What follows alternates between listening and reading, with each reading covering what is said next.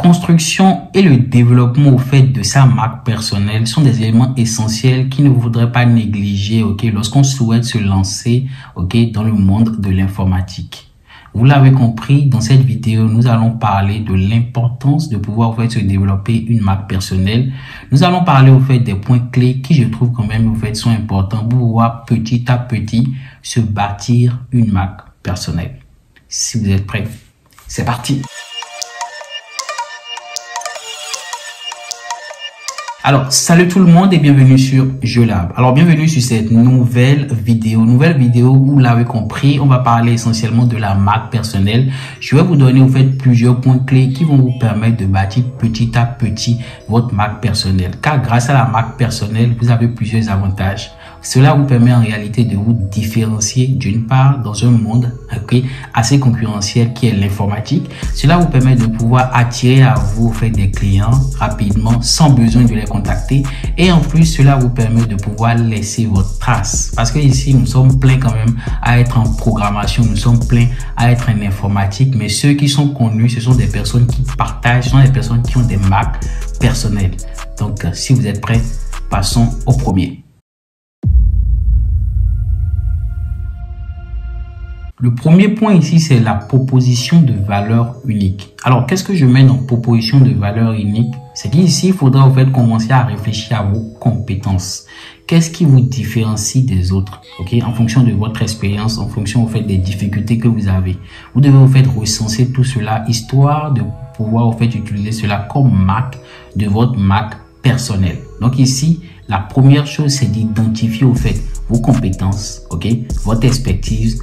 Qu'est-ce que vous voulez partager avec le reste et vous utilisez ça comme base de fondation de votre marque personnelle.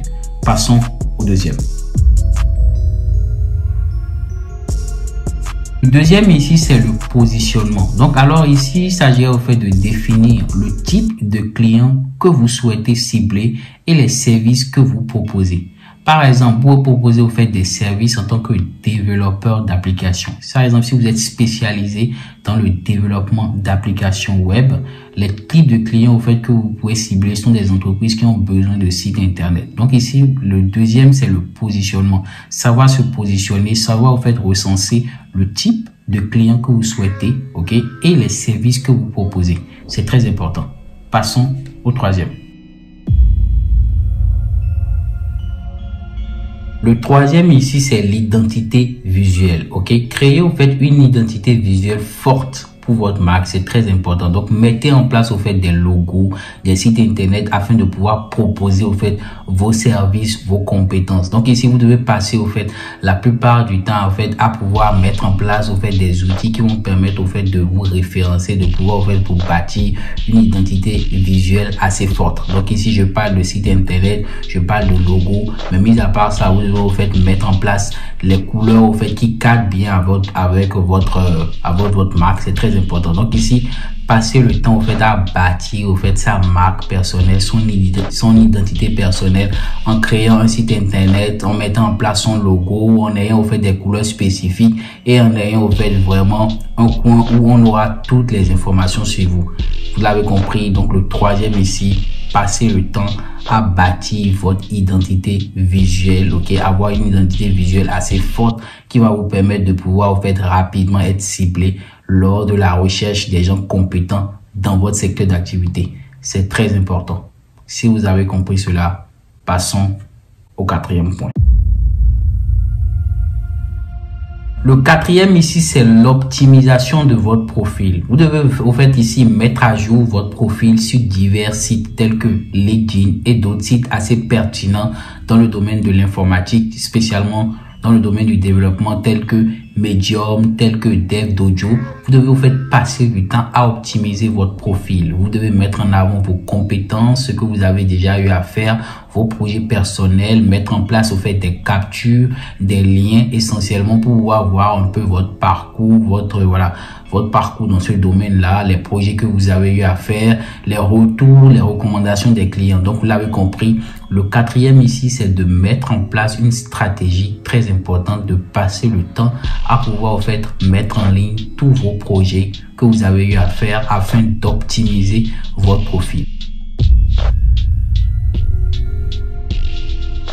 Le cinquième ici, c'est de créer des contenus, ok, de qualité. Passez du temps, en fait, ici, à pouvoir écrire, comme je l'ai dit précédemment, des articles, créer, au fait, des trucs pertinents dans votre domaine, partager des informations que vous trouvez quand même importantes, qui vont vous permettre et qui vont permettre aux autres de pouvoir rapidement évoluer. Donc ici, l'objectif ici, c'est de vous dire, comme cinquième point, de vous mettre à la création de contenu, que ce soit sur les plateformes telles que YouTube, que ce soit sur les plateformes comme LinkedIn, DevDojo, Medium et plusieurs autres. Passer du temps à créer du contenu, à partager des informations afin d'aider les autres, ce qui va après au fait permettre à vous-même de vous référencer et de vous faire connaître au fait dans le monde du développement. Donc ici, comme cinquième point, partager, c'est la meilleure manière d'attirer les clients à vous. Passons au sixième. Le sixième point, c'est le réseautage et la participation aux événements. Ok, vous devez vous impliquer dans les événements qui sont liés à votre secteur d'activité. Si vous êtes développeur, comme dans le cas de la plupart des personnes qui suivent cette vidéo, vous devez vous faire suivre des événements qui ont rapport au développement d'applications. Donc ici, participer aux conférences, apporter votre expertise, faire de nouvelles connaissances. Vous devez même avoir en fait des cartes de visite, histoire de pouvoir être rapidement contacté par les personnes que vous allez rencontrer. Donc, vous l'avez bien compris. Le sixième point ici, c'est le réseautage. La puissance du réseautage, c'est très important. Donc, n'hésitez pas, quand il y a un événement dans votre domaine, n'hésitez pas à y aller. N'hésitez pas à donner vos cartes de visite, à donner votre numéro, à dire ce que vous faites aux autres. Cela va vous permettre de pouvoir élargir, ok, votre vision et de pouvoir aussi élargir votre base de données de clientèle. C'est très important. Donc, si vous avez compris ça, passons au dernier point. Le dernier point, c'est le point le plus important. Le point le plus important ici, c'est de fournir un excellent travail. Ici, passez le temps à vraiment travailler sur les projets de vos clients. Faites tout pour satisfaire le client. C'est très important comme dernier point parce que ici, un client satisfait permettra de vous ramener plus de 10 000 clients en arrière-plan.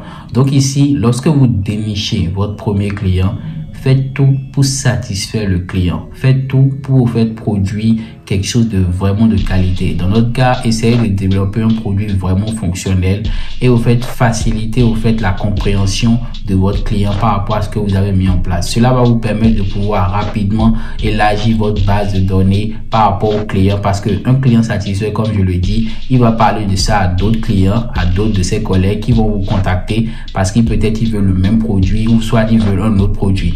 Donc cela va vous permettre au fur et à mesure de pouvoir rapidement être contacté par d'autres personnes qui jugent pertinent ce que vous avez fait. Donc le dernier point ici, c'est de fournir un travail de qualité. Et c'est très important ce point-là. Passer du temps, et je le répéterai toujours, passer du temps à développer de manière professionnelle, à passer du temps à connaître les bonnes manières de coder, les bonnes pratiques comme on a l'habitude de le dire, pour créer des produits optimaux afin de réellement satisfaire le client.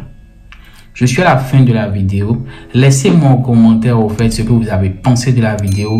Likez la vidéo pour encourager la communauté. Ok les gars, on se dit rendez-vous pour la prochaine vidéo. Peace.